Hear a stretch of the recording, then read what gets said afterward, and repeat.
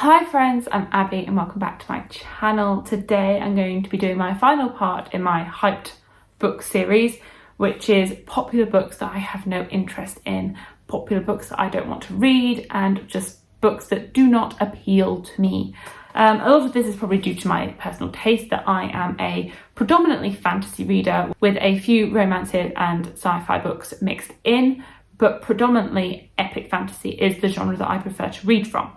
So a lot of these, they're popular, but they're not in the genres that I necessarily would gravitate towards and would want to be reading. And in my years as a reader, I have read from a variety of genres, predominantly fantasy, but I have tried out other genres and I know what works for me and what doesn't.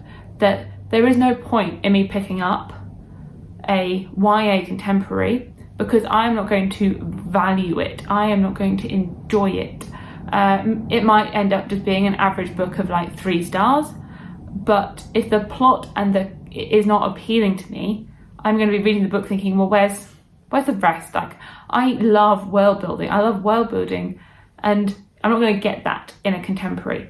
I do enjoy characters, and I could get that, but it's not going to tick off a lot of the elements that I enjoy reading about. It's not going to give me what I like to read about.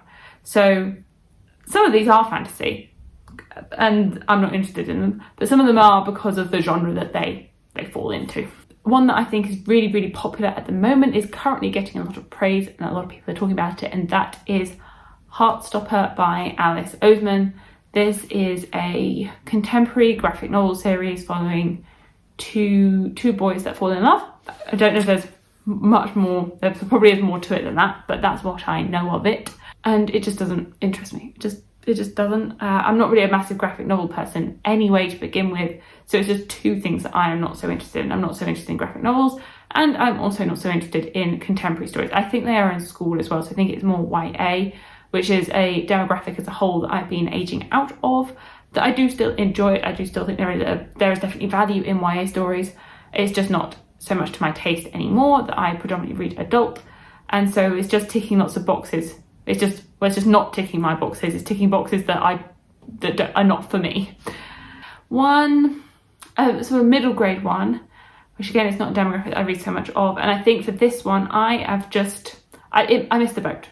I missed the boat, and it just never happened. And that, well, I did try and make it happen, and that's for Percy Jackson. That I tried. I read the first 2 or 3 books in the Percy Jackson series a few years ago as an adult, and it just didn't quite work for me. And I think that's the thing. If I read Percy Jackson as like a 11-year-old, I would have loved it. I'd have eaten it up. But I think I tried when I was in my early 20s, it didn't work. I don't think it would work now.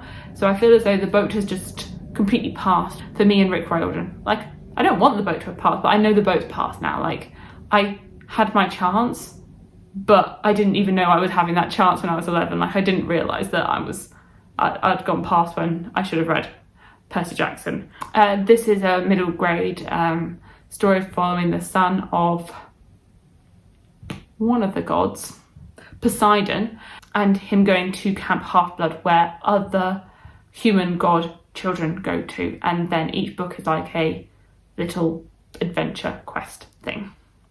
Speaking of Greek gods, I am not interested in reading A Song of Achilles by Madeline Miller. This is a Achilles retelling. And I think I'm not so interested in this one because I know roughly how it's going to end. That it is following history, and I know that where it's headed. So I've been a bit more put off from reading it. I am more interested in reading Circe by her. So it's not like I'm writing off like Greek retellings. It's just I don't feel so gravitated towards reading A Song of Achilles. It doesn't pull to me. Circe does appeal to me more. But I also don't feel like a urge to read that straight away either. Like, I don't feel completely drawn to reading that right now.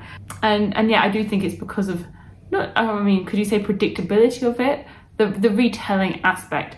And I know as a whole, like, I prefer a happy ending in a book.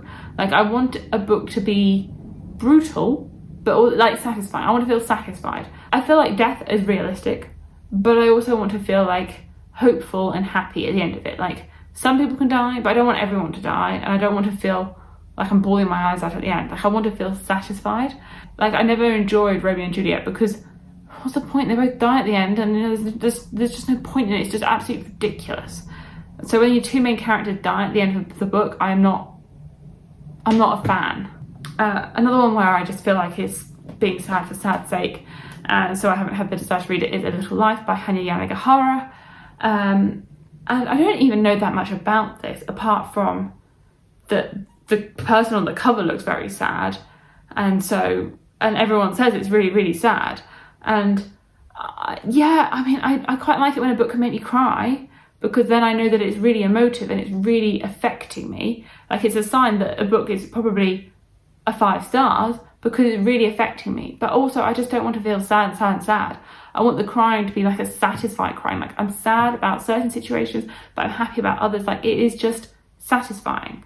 A Little Life, I don't know how satisfying it is because I've heard it's just very, very sad. And I don't know if that's really going to appeal or going to work for me. As well, it is not a fantasy, it's a contemporary real life. And although it is adult and not YA, I do feel like it's probably not going to quite work for me. It's not going to have the plot beats that I enjoy in a book. So I don't know if it would work. And so I'm not interested. Another one where I feel like I might have missed the boat on it, that maybe it would have worked back in like my teenage era when I was reading more dystopian books, and that is The Giver by Lewis Lowry, I think it is. And I think this is an older dystopian, that it was written before the Hunger Games, before Divergent, before everything else. But I think I sort of just missed the boat. I don't quite know. I can't quite remember what this one's about. I feel like I watched the film, but it's like a dystopian. It's a dystopian. It's a YA dystopian. I think there's 4 books in the series. Maybe they like follow separate characters, or they're not like direct continuations. I haven't really had the desire to be reading dystopian lately. Like I can't remember the last dystopian that I read. Like I remember when dystopian was a thing, and it definitely was a thing. Like there was a lot of like dystopian literature about, but I feel as though we haven't had a dystopian book in a while. I mean, we've had like probably some more pandemic literature, but I don't feel as though we've had dystopian like Hunger Games or Divergent or The Giver. Like I don't feel as though I've really been seeing that sort of dystopian society. I'm sure it will have a revival. The way like vampires have had a little revival, there'll be a dystopian revival, but it probably won't get as big as it did back when the Hunger Games was the biggest thing ever. And then I am not so interested in reading any Sally Rooney, specifically like Normal People or Conversations with Friends. I watched the TV show of Normal People and I liked it. I think it was a good TV show, but I would have been so frustrated reading that book. And I think the ending of it was really frustrating. Like, I think it was a great it was a good TV show, which I enjoyed. I enjoyed the actors. I think it was well done, well shot, but it didn't go anywhere. And I think for a TV show, I was like, okay, fine. If I was reading that and it didn't seem to go anywhere, I'd have just been frustrated, I think, by the whole thing. That my taste in TV shows and books differ. Like books, fantasy, TV show, I'm much more into realistic TV shows and less so into fantasy TV shows. And it didn't go anywhere. It seemed as though it was going to go in a direction, and then it just didn't really go in any direction. I have no interest in reading that as a book, and I don't really feel like her contemporary books, which is not necessarily my thing, seem to be very slice of life. And slice of life is not my thing. When someone says the book is slice of life, I'm like, pass. Hard pass. Slice of life fantasy, maybe, but slice of life real world, I'm like, I live my life.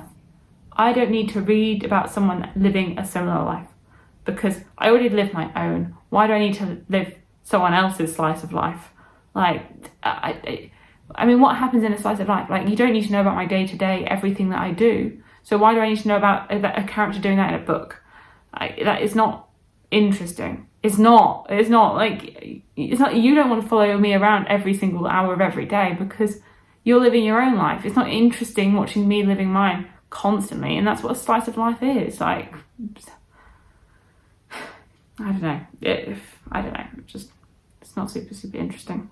Another one where I feel like I missed the boat.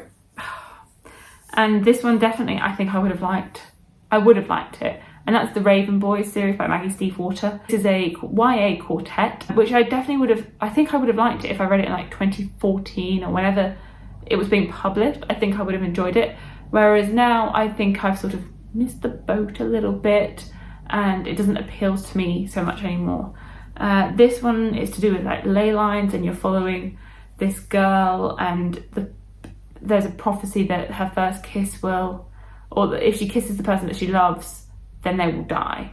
And they're looking for the Raven King? I'm not too sure. Sorry, that's probably the worst synopsis ever of the Raven Boys. I think I would have liked it when I was reading a lot more YA, when that was much more of the demographic that I was drawn to. But I think now it just hasn't, like, it doesn't jump out to me saying read me, read me, read me. And that I don't have so much interest in reading it. Like, I missed the boat with it. Like, yeah, if I had read it 8 years ago, then definitely. But right now I have no interest in reading the Raven Boys. And I think I'm just happy to leave it.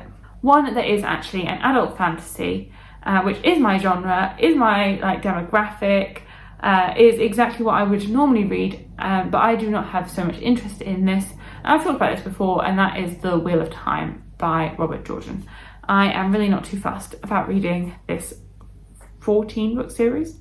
I'm not. I think it's really daunting, like the commitment of it, that I struggle to commit to things that are longer than a trilogy in terms of series. I have so many series on the go, and there are so many series that I want to start, that thinking about starting a 14 book series, it just doesn't really appeal to me, at least where I am as of right now. As well as hearing that some of the book is a bit of a slog and that nothing really happens. And I don't know if I really want like that sort of very classic epic adult fantasy to be what I'm reading. I don't know, that I do enjoy like a very classic medieval style fantasy, but I also really enjoy diverse fantasies, and that's becoming more and more of a thing where we get fantasy inspired by the Middle East, by Asia, and I really enjoy reading those by diverse voices. And that doesn't mean that I can't read one, I can only read one thing or the other. Like, I can definitely read both, but it's prioritising and trying to decide what to read, because there are so many fantasy books that I want to read, so many. There's so many out there that I want to read, and I always feel like I'm being pulled one way or another as I try and decide what fantasy I want to read next, because there are just so many that I am drawn to and want to be picking up and reading right now. Like right now, there are so many, and Wheel of Time just isn't that. So I just have no interest in it as of right now. I would say never say never, like never say never for any of these. Like, maybe it will happen, maybe, but as of right now, I have no interest in reading these books. So there we go. There are some really popular books that I have no interest in, and that are not for me. If they are for you, then that's great. Absolutely. Like, these are popular books, and every book has an audience, and that is great. That every book, not every book is for every reader, but there is a book for everybody.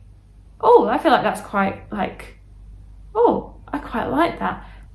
I quite like it. I quite like that random phrase I just came up with. I like it. I must have seen it somewhere, because I feel like that's a bit too powerful for me to have just made up on the spot, just like randomly sprouting words out. So anyway, there we go. There are some thoughts and some books that I have no interest in and that I do not feel like are going to be for me. I'm not going to pick them up. If you've read any of these and you really like them, then please let me know. If you've read any of these and you don't like them, then also please let me know. Or if there are any other books that you think are really, really popular but you have absolutely zero interest in picking them up. At least for these, I feel like there are some reasons I can give. Sometimes I have like no reason. I just have I don't know why a book doesn't appeal to me. I'm like, I don't know why that book doesn't appeal, but it doesn't appeal. So there we go. There are some thoughts, and thank you so much for watching, and I will see you in my future videos. Bye.